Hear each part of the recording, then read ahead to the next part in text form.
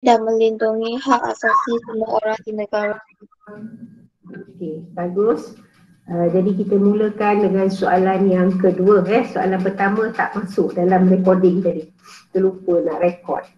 Okey, soalan kedua Siapa-siapa saja jawab mengapakah parlimen mempunyai dua dewan? Mengapakah parlimen mempunyai dua dewan?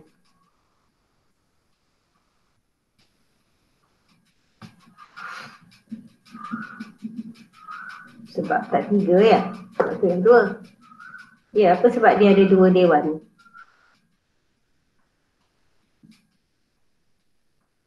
Supaya lebih adil. Supaya lebih adil. Good try. Okey, yang lain?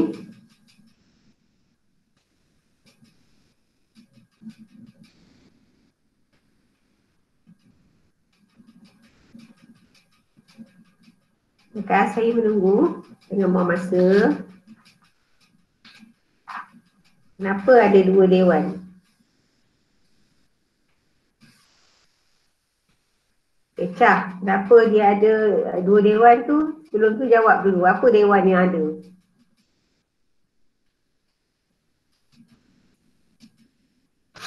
Apa dewan yang ada? Satu Dewan Negara, satu Dewan Rakyat. Ya, Dewan Rakyat dan juga Dewan Negara. Okey, jadi kenapa kena ada dua-dua dewan ni? Barulah nampak agaknya kan? Kenapa perlu ada dua-dua dewan? Untuk meluluskan undang-undang.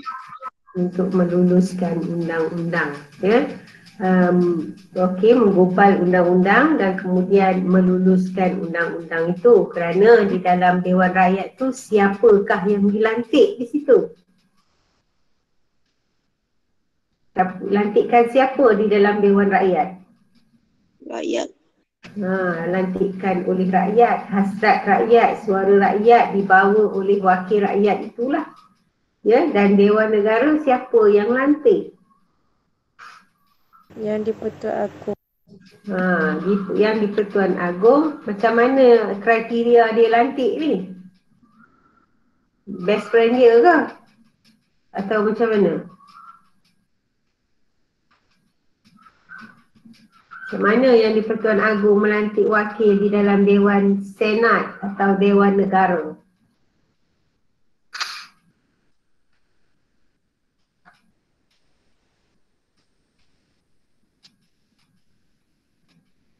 Melalui 13 orang ada dalam ni, takkan seorang pun tak boleh jawab. Ada 15. Satu kali satu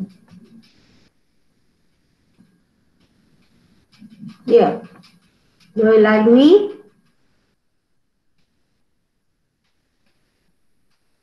Melalui perkhidmatan yang cemerlang dalam bidang masing-masing.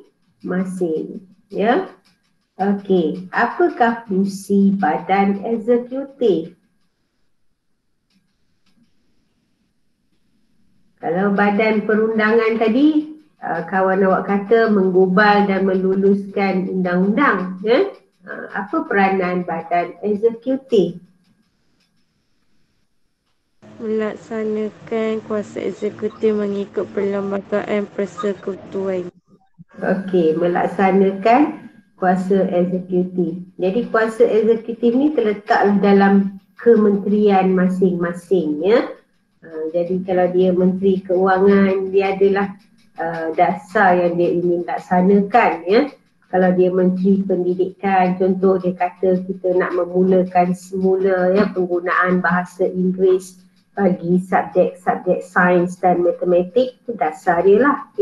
Jadi kita lihat badan ini akan melaksanakan dasar itulah, melaksanakan kuasa eksekutif itu. Maksudnya melaksanakan dasar yang telah mereka rancang dalam kementerian masing-masing. Okey, apa pula peranan badan kehakiman?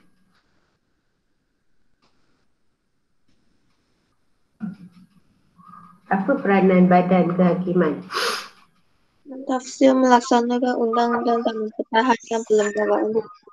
Ya, dia mentafsir dan melaksanakan undang-undang serta mempertahankan perlembagaan persekutuan. Ya, jadi kalau ada yang mencabar perlembagaan persekutuan, misalnya kerajaan negeri, misalnya kerajaan negeri Perak, dia buat undang-undang mengatakan semua sekolah di negeri Perak ini contoh semua sekolah di negeri Perak ini mesti melaksanakan penggunaan bahasa Inggeris bagi mengajar subjek sains dan matematik.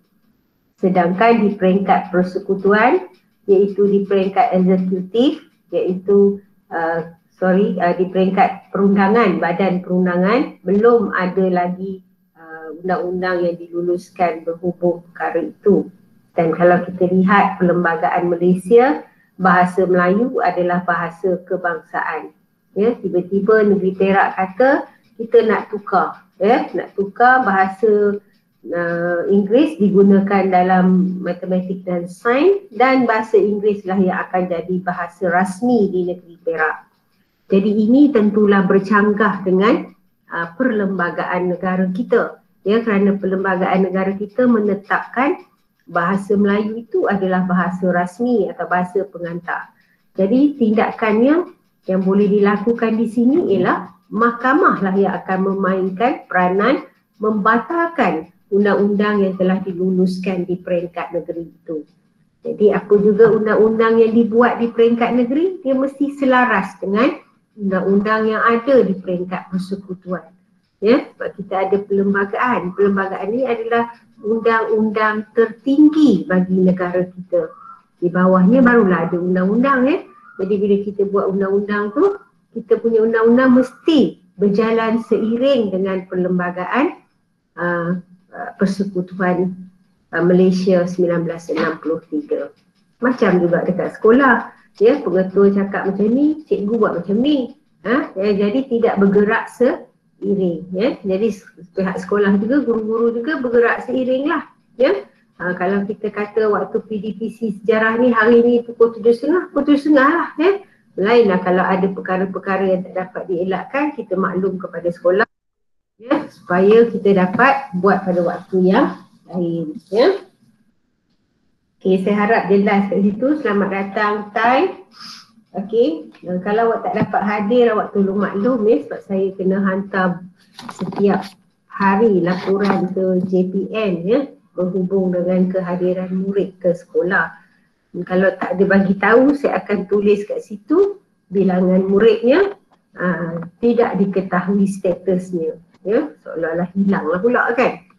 Okey, jadi hari ini kita nak sambung dengan kita punya tajuk 3.5 iaitu tajuk terakhir bagi bab 3 ini. Okey, iaitu keunikan dalam amalan demokrasi berparlimen. Keunikan amalan demokrasi berparlimen di negara kita. Okey, apakah yang uniknya tentang amalan demokrasi yang ada di negara kita ini? Okey, keunikan ini dapat dilihat dalam gabungan bagi beberapa aspek iaitu dalam demokrasi berparlimen di negara kita ini. Gabungan yang dapat kita lihat adalah adanya unsur tradisional dengan unsur moden. Apa dia yang tradisional, apa yang moden, kita akan lihat Yang kedua, keunikan itu dapat dilihat apabila adanya mekanisme. Mekanisme ni cara semak dan imbang dalam pentadbiran. Kita melihat dalam pentadbiran demokrasi berparlimen ini, kita ada check and balance. Check and balance lah kata orang putih cakap Melayu ni semak dan imbang. Jadi ada setiap kuasa itu kita melihat dia ada saling pengaruh mempengaruhi. Okey. Dan yang ketiga kuasa budi bicara raja. Okey, jadi raja memainkan peranan sebagai pengimbang.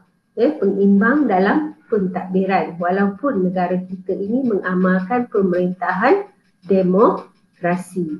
Okey, kata Abraham Lincoln, demokrasi ini adalah kerajaan oleh rakyat, dari rakyat, untuk rakyat. Namun jika berlaku sebarang masalah, raja akan menggunakan budi bicaranya untuk melaksanakan sesuatu perkara itu. Okey, dan dalam demokrasi berparlimen di negara kita, kita mempunyai gabungan yang unik juga, iaitu kita ada kerjasama politik. Jadi ada 4 perkara yang kita akan lihat dalam memperkatakan tentang keunikan amalan demokrasi berparlimen di negara kita. Kita lihat yang pertama dulu, iaitu unsur tradisional dan unsur moden.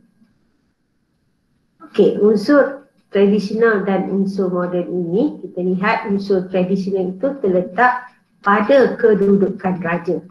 Ya, sebab raja ni telah wujud sejak zaman Melaka ni, walaupun Melaka sekarang ni tidak ada raja.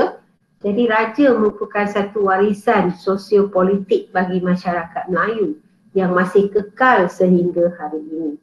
Okey, kalau kita lihat dalam gambar ini ya, apa yang specialnya dalam gambar ini? Apakah unsur tradisional yang kita dapat lihat dalam gambar ini?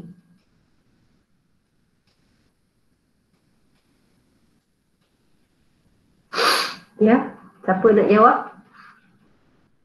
Kita ada jatah negara, kita ada duit RM100, siapa dapat jawab dia ambil lah, dia ambil yang duit dalam kotak ni, slide ni ya. Dan kita ada sampul surat yang bertulis urusan Seri Paduka Baginda. Okey, apakah unsur tradisional yang dapat dilihat dalam ketiga-tiga gambar ini? Raja. Okey, raja. Di mana awak jumpa raja dalam ni?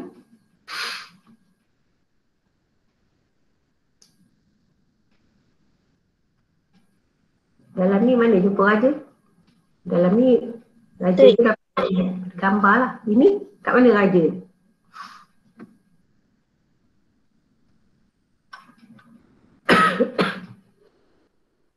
Tu yang Ya?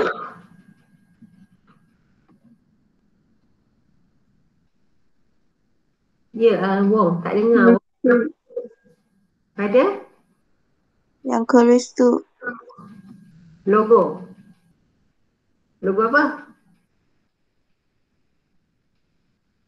Bulan bintang. Ya? Berdengung, tak dengar. Dah lah telinga saya ni sumbat, hidung tu sumbat. Okey, kat mana ni cepat? Cakap. Okey, kita tengok awak tulis lah. Kalau tulis ni, nak kena kecilkan ni. Sekejap lagi dia jam. Tulis. Baca kat tepi ni.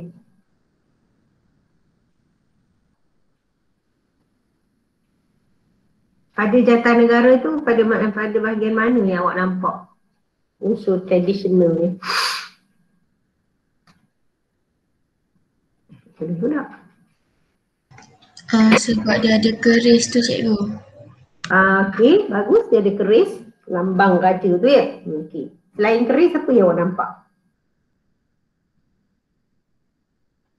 Duit tu dia ada macam songkit punya kain tu. Bukan songkit saja ya. Songkit yang dipakai oleh raja tu sendirilah yang di Pertuan Agong yang pertama tu kan. Jadi dia merupakan unsur tradisional ya. Raja tu sendiri. Daripada duit tu memang jelas lah kan gambar dia. Gambar baginda. Okey. Pada sampul surat tu? Seri Paduka Baginda.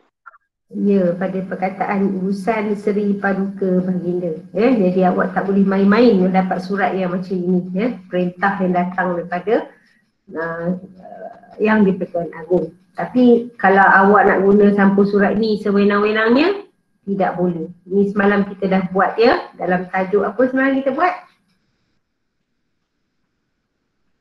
Tajuk apa kita buat semalam? Soalan yang kita buat semalam.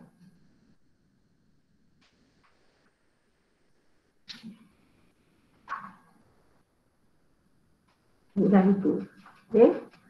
Dalam Akta Lambang dan nama bagi mencegah penggunaan tidak wajar, iaitu Akta 141 1963.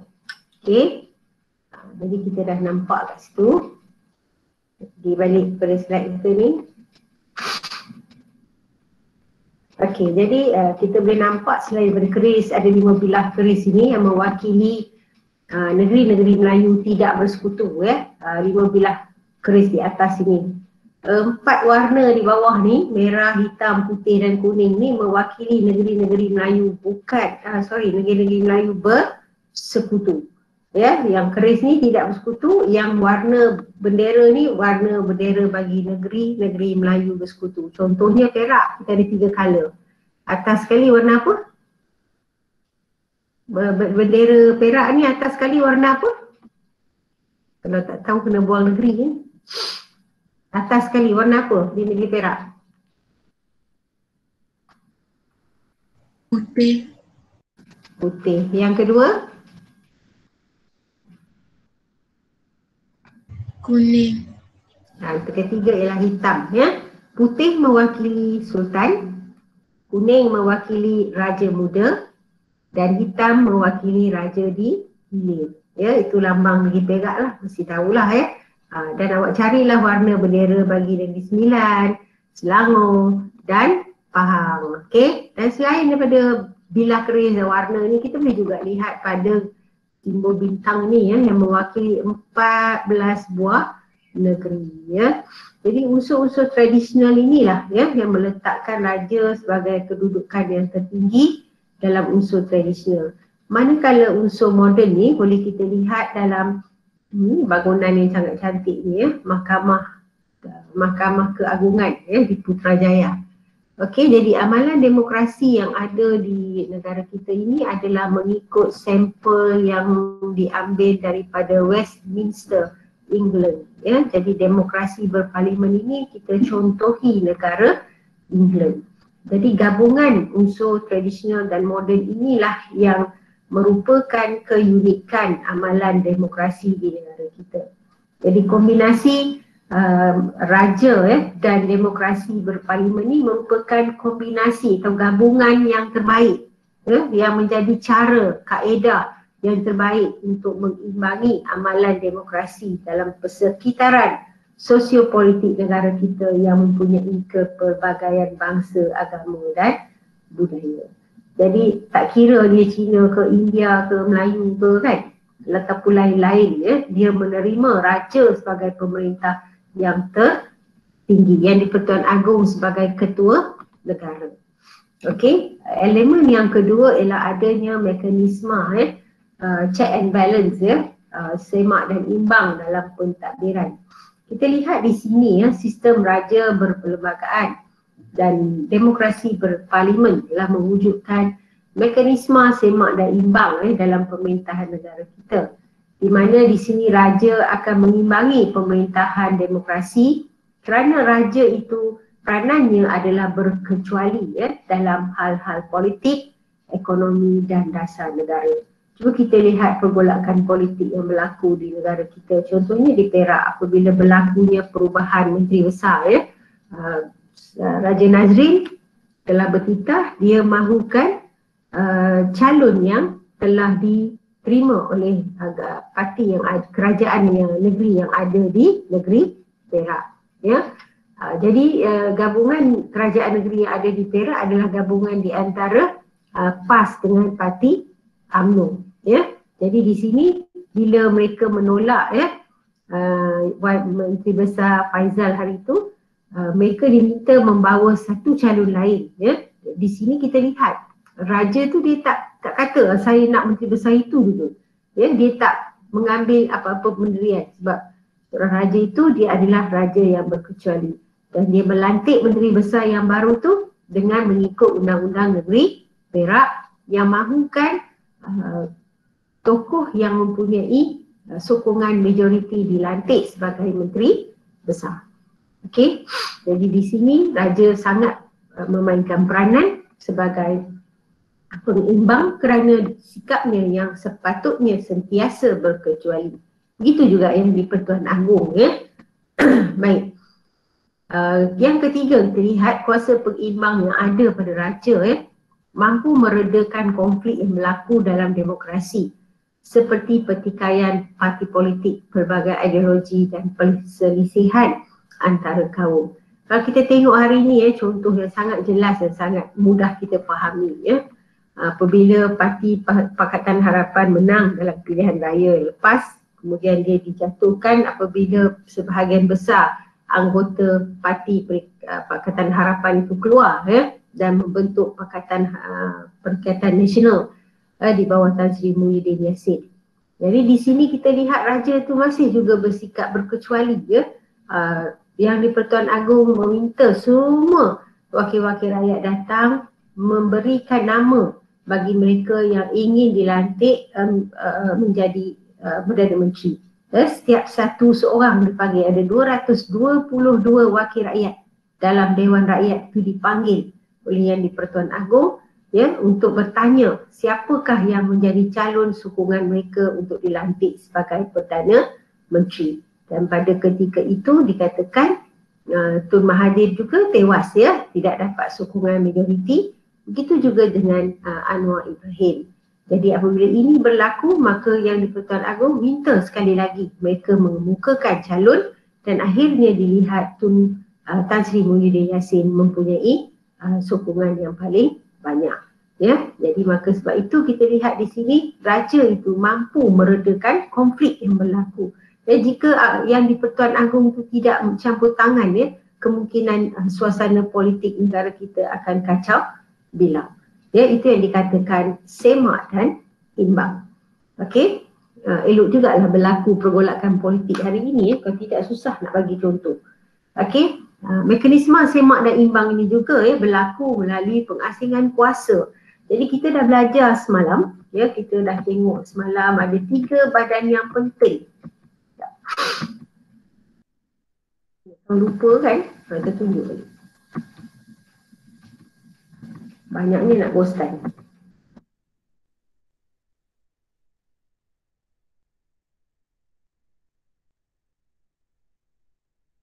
Okay.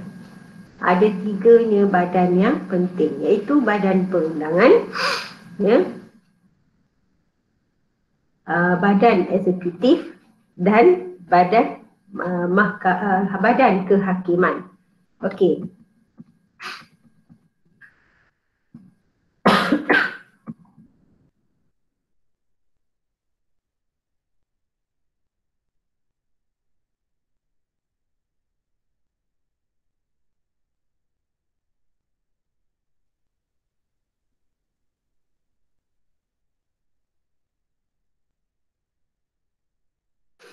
Jadi di sini kita lihat berlakunya pengasingan kuasa ini, maknanya badan perundangan dia tidak akan mencampuri urusan badan eksekutif. Apa peranan badan perundangan? Tadi saya dah soal. Peranannya adalah untuk mengubah undang-undang. Apa peranan eksekutif? Tadi awak bagi jawapan, melaksanakan kuasa eksekutif. Apa badan kehakiman? Wong jawab tadi, mentafsir dan mentafsir undang-undang negara kita. Jadi ketiga-tiga badan ini mempunyai tugas dan peranannya masing-masing. Dan di sini badan kehakiman, semalam pun saya dah cakap, dia adalah badan yang berkecuali, yang tidak akan memihak kepada badan perundangan ataupun badan eksekutif. Kalau kita tengok dalam badan perundangan ni, dia ada Dewan Rakyat, betul? Dia ada Dewan Negara. Dewan Rakyat ni dianggotai oleh 222 orang wakil rakyat. Di antara wakil rakyat ini ada yang menjadi anggota badan eksekutif. Sebab ada antara wakil rakyat ni yang dilantik menjadi menteri. Jadi ada peranannya di sini, ada juga peranannya di sini. Okey, contohnya kita ambil yang awak kenal lah. Perdana Menteri kita. Senang Perdana Menteri kita dia duduk di dalam badan perundangan sebagai Perdana Menteri. Dan dia juga mempunyai kuasa eksekutif. Sebagai Perdana Menteri. Di dalam badan perundangan, maaf saya ulang balik. Di dalam badan perundangan, beliau merupakan wakil rakyat bagi kawasan Paguh di Johor. Ya, Paguh. Dan di dalam badan eksekutif, beliau memainkan peranan sebagai Perdana Menteri. Okey, ada juga menteri yang bukannya wakil rakyat. Contohnya Menteri Pendidikan kita, ya, dia bukan wakil rakyat, tapi dia dilantik menjadi menteri. Okey, jadi kadang-kadang di antara dua ni dia ada tidak bersependapat. Okey, jadi bila dia tidak bersependapat, di sinilah Badan Kehakiman akan mainkan peranan untuk melakukan semak dan imbang, ya, antara dua badan ini. Jelas, ya? Ada soalan? Okey, kita pergi kepada yang ketiga, iaitu kuasa budi bicara raja. Okey, dalam kuasa budi bicara raja di sini, kita lihat apakah maksud budi bicara raja. Budi bicara raja ni secara umumnya bermaksud kuasa yang boleh dilaksanakan oleh baginda raja itu tanpa mendengar atau menurut nasihat ketua kerajaan dalam perkara tertentu. Okey, jadi dia tak, misal kata Perdana Menteri minta nak melaksanakan darurat, ya, dia boleh menggunakan budi bicaranya sebagai raja untuk tidak memperkenan permintaan Perdana Menteri. Ya, pernah sekali Perdana Menteri kita minta, ya, untuk melaksanakan darurat, tetapi ditolak oleh yang di-Pertuan Agong. Ya, jadi dia boleh, ya, dengan menggunakan kuasa budi bicaranya untuk tidak mendengar, ya. Dia boleh laksanakan sesuatu tanpa mendengar atau menurut nasihat ketua kerajaan dalam perkara tertentu. Okey, seterusnya kita lihat di peringkat negeri pula, raja. Ini peringkat negara, persekutuan. Raja dan yang di-Pertuan Negeri juga mempunyai kuasa budi bicara melantik ketua kerajaan negeri, iaitu Menteri Besar dan Ketua Menteri. Ya, jadi atas budi bicara raja. Tapi raja ni dia tidak bertindak sewenang-wenang dia lah. Ya, dia akan mengikut undang-undang negerinya. Contoh tadi Sultan Nazrin, ya, dia lantik Menteri Besar atas permintaan sokongan daripada majoriti anggota kerajaan negeri. Okey. Jadi di sini Perlembagaan Persekutuan telah memperuntukkan kuasa budi bicara kepada Yang di-Pertuan Agong dalam soal melantik ketua kerajaan persekutuan, iaitu Perdana Menteri. Dan awak pun dah lihat hari itu bagaimana, ya, Yang di-Pertuan Agong melantik Tan Sri Muhyiddin Yassin setelah Tun Mahathir Mohamad meletakkan jawatan. Okey, ini dia punya kuasa lah, kuasa budi bicara dia. Yang di-Pertuan Agong juga mempunyai kuasa budi bicara untuk tidak memperkenankan permintaan pembubaran parlimen. Contoh kata, sekarang ni Kerajaan Perikatan Nasional kata, ya, kami nak adakan pilihan raya dalam tempoh 60 hari dari sekarang. Agong lihat kalau buat pilihan raya nanti COVID akan lebih hebat lagi, ya, jadi macam di Sabah. Maka dia boleh menggunakan kuasa budi bicaranya untuk tidak meluluskan, ya, tidak memperkenankan ini. Maksudnya tidak meluluskanlah permintaan pembubaran parlimen. Maka ini yang kita panggil budi bicara Yang di-Pertuan Agong. Okey, raja dan Yang di-Pertuan Negeri pula mempunyai kuasa untuk tidak memperkenankan pembubaran Dewan Undangan Negeri. Macam contoh di Perak, ya, walaupun Menteri Besar bertukar, tetapi Dewan Undangan Negeri tidak dibubarkan. Ya, mereka hanya menolak Menteri Besar sahaja.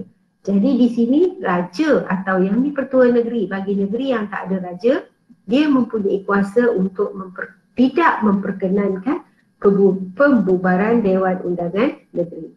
Jadi kesimpulan yang nak dikatakan di sini ialah walaupun yang melaksanakan pemerintahan di peringkat persekutuan itu adalah yang dipanggil Perdana Menteri, tetapi raja atau Agong, ya, boleh menggunakan kuasa budi bicaranya untuk tidak memperkenankan permintaan Perdana Menteri ataupun permintaan Menteri Besar di peringkat negeri. Jelas? Tertidur, ya? Okey, last sekali ialah tentang kerjasama politik. Di Malaysia ni kita ada satu sistem yang sangat unik jugalah kalau kita lihat dalam politik tanah air kita, ya, di mana politik tanah air kita memperlihatkan kerjasama politik, ya, untuk menekankan soal perkongsian kuasa antara kaum berdasarkan prinsip tolak ansur, perundingan dan pengorbanan bagi memastikan setiap kaum itu diwakili. Ya, kalau kita tengok sejarah pilihan raya yang diadakan, ya, di negara kita, di situ kita boleh lihat adanya kerjasama politik. Okey, dan kerjasama politik ini kita dapat lihat dari permuafakatan pelbagai parti politik dalam satu gabungan parti politik membentuk kerajaan dan berkongsi kuasa dalam pemerintahan negara kita. Kita ambil contoh yang paling mudah, ya, apabila pada tahun 2015, ya, Pakatan Harapan telah menewaskan Parti Barisan Nasional yang ditubuhkan sejak tahun 1974. Kita tengok Barisan Nasional ini mempunyai sejarah yang sangat cemerlang kerana dia berjaya menang 13 kali pilihan raya, ya, sejak tahun 1955. Pilihan raya pertama tu dimenangi oleh Parti Perikatan. Parti Perikatan pada masa ini ada gabungan 3 parti, MIC, MCA dan UMNO. Ya, tapi pada masa itu kita tak panggil Barisan Nasional, ya, kita panggil Parti Perikatan. Hanya pada tahun 1974 barulah Parti Perikatan ini dikenali sebagai Barisan Nasional, kerana di dalamnya bukan hanya ada 3 parti sahaja, dia sudah ada banyak parti di dalamnya. Ya, cuba cari apakah antara parti yang masuk dalam Barisan Nasional. Ya, selain MIC, MCA, kita ada Gerakan, ya, ada macam-macam parti di dalam Barisan Nasional, dan mereka ni menang 13 kali, ya. Tapi pada tahun 2015 Pakatan Harapan, ya, telah menjatuhkan kerajaan yang memerintah. Pakatan Harapan ni pula terdiri daripada beberapa buah parti. Contohnya Bersatu, Parti Bersatu yang majoritinya adalah terdiri pada orang Melayu, ya. Kemudian kita ada DAP.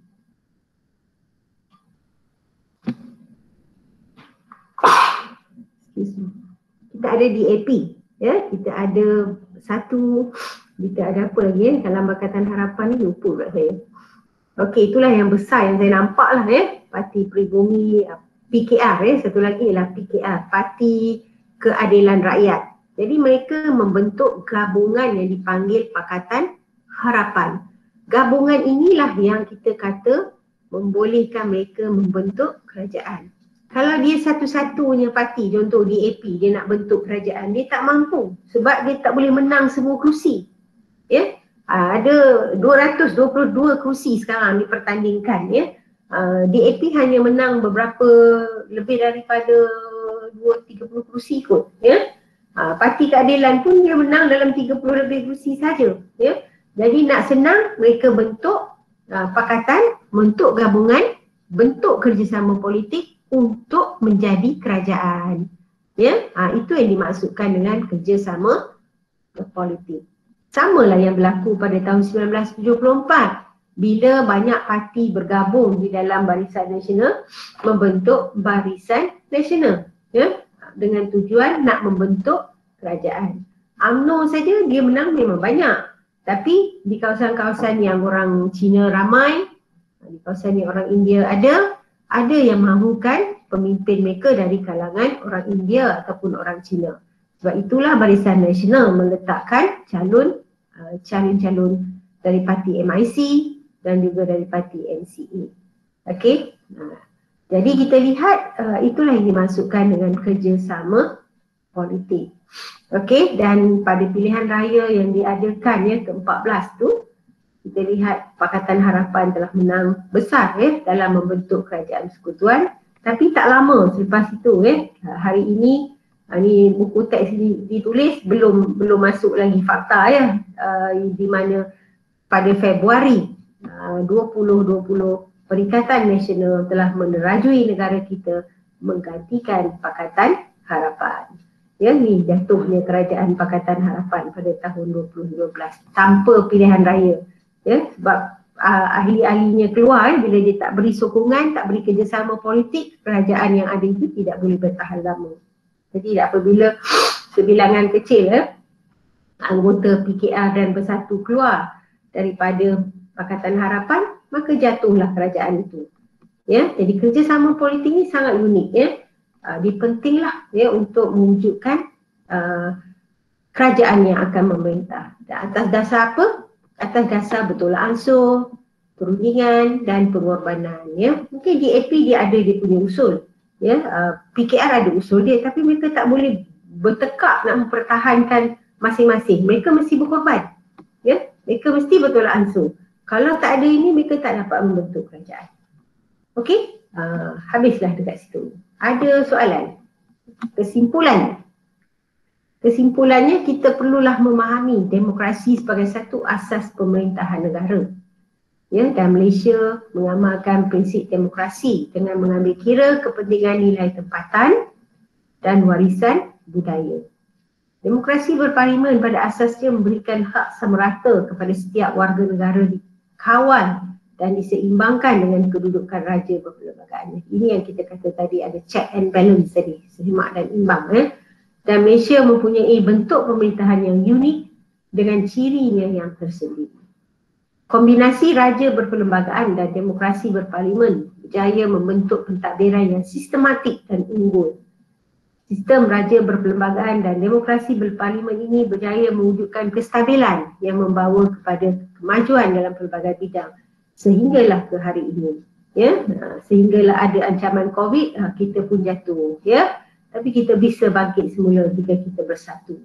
Okey, jadi sebagai rakyat Malaysia yang cinta akan negara, kita sewajarnya menyedari kepentingan taat kepada pemerintah demi kemakmuran bangsa dan negara. Jadi tak kira lah siapa dia kerajaannya kan. Kalau kata dulu kerajaan tu Pakatan Harapan, kita terimalah dia sebagai kerajaan kita. Bila dia dah jatuh, kita terimalah pula yang Perikatan Nasional ni. Lepas ini naik pula kerajaan apa, kita pun tak tahu. Jadi kita ikut saja perkembangan sebab yang memilihnya adalah kita. Ya, itu sebab Abraham Lincoln kata, kerajaan demokrasi itu adalah kerajaan oleh rakyat, dari rakyat, untuk rakyat.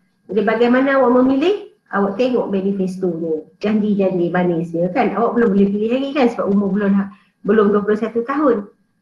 Okey, habis kat situ. Ada soalan? Ada soalan?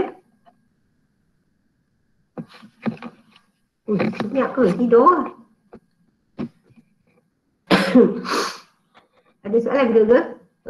Serangan flu saya tidak akan masuk ke dalam awak punya komputer ni lah. Jangan risau. Ya.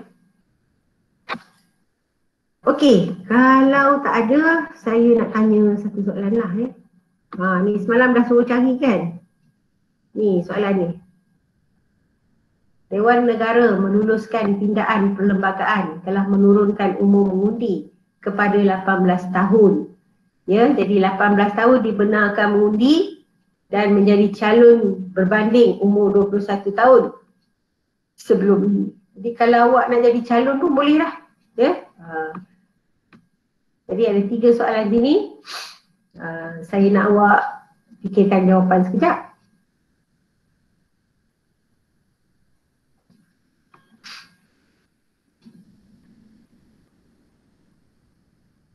Apa jawapannya? Nombor 1 tu.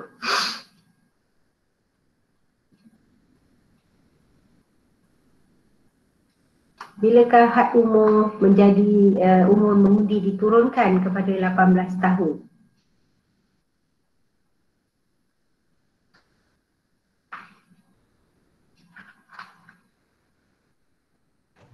Pada tahun 2019. Okey, pada tahun 2019. Kita tengok jawapannya, betul tak? Sebelum tengok jawapan, kita tengok dulu apa rasional. Okey, tengok jawapan dulu lah. Okey, umur mengundi telah diturunkan kepada 18 tahun pada tahun 2019. Okey, yang kedua. Apakah rasional umur kelayakan mengundi diturunkan daripada 21 tahun kepada 18 tahun? Ada orang kata 18 tahun ni belum matang. Ya. Jadi apakah hak umumnya? Cikgu, Ya, untuk memberi peluang kepada memberi peluang kepada individu pilih wakil rakyat. okey. Sekarang ni dia tanya rasional mengundi ni, bukan wakil rakyat ni. Dia tanya kelakkan mengundi, diturunkan. Awak sebagai pengundi bukan lagi kena tunggu 21 tahun tapi 18 tahun. Apa rasionalnya? Membantu belia mempertingkatkan literasi demokrasi dan kematangan melalui pendedahan kepada pengurusan tadbir urus negara. Ya, sedikit saya jawapan saya tadi dia. Okey, kita lihat jawapan. Ya, rasionalnya adalah untuk memberi peluang kepada individu untuk memilih wakil rakyat yang akan mewakili kepentingan mereka. Okey, kita nak orang yang boleh mewakili kepentingan golongan muda lah kan. Takkan awak nak pilih yang umur 95 tahun nak mewakili awak pula kan. Awak ni hasrat orang muda, banyaknya hasratnya.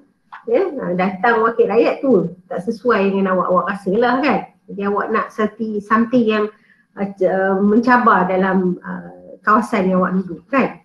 Jadi awak perlukan wakil rakyat lebih muda contoh. Okey, next kita tengok soalan yang ketiga.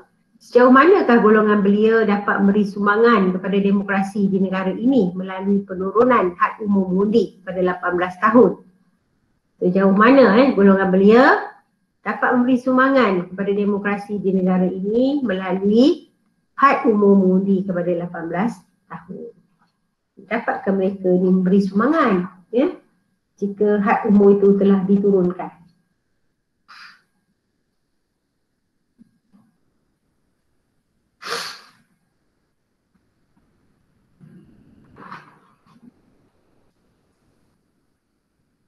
Dapat ke tidak?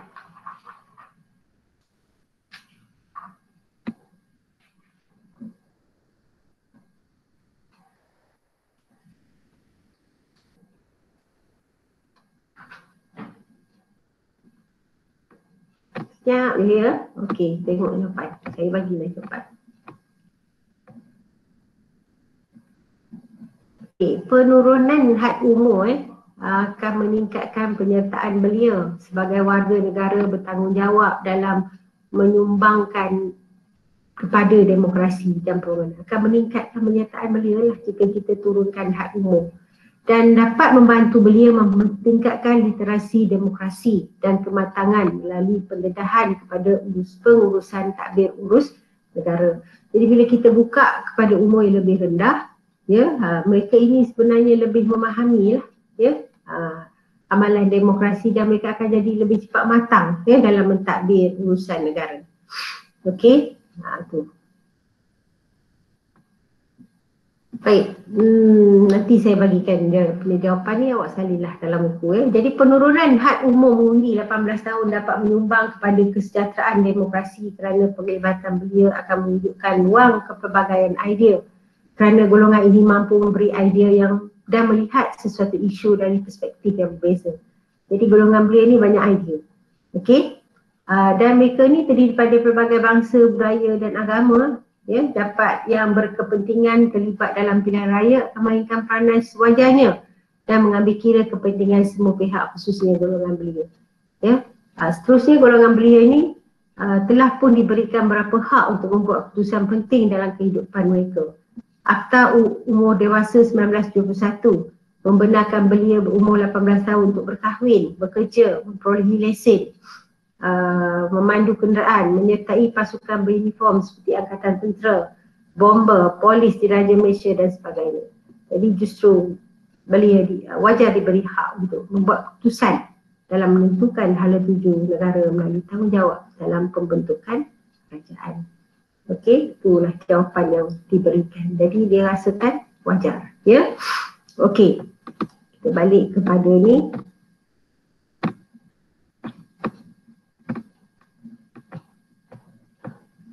Apa jawapan ni?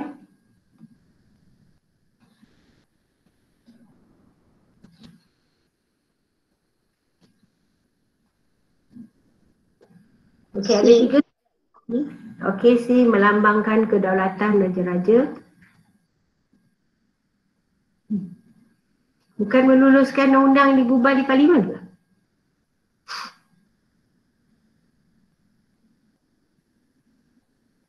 Sure, C? A dan B ni masalah.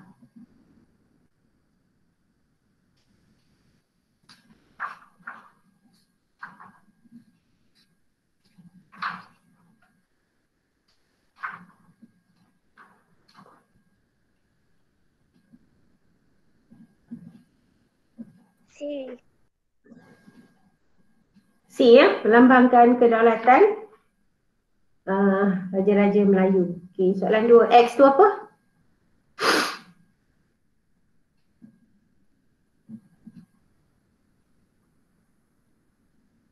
Badan apa sini?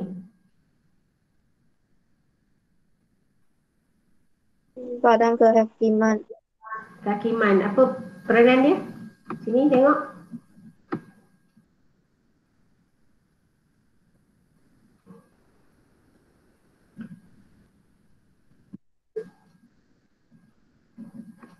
A. Ya, A ya. Okey, soalan terakhir. Pernyataan berikut berkaitan dengan badan eksekutif ya pada peringkat kerajaan persekutuan. Apakah peranan badan tersebut? Jemaah menteri ni duduk dalam badan apa? Badan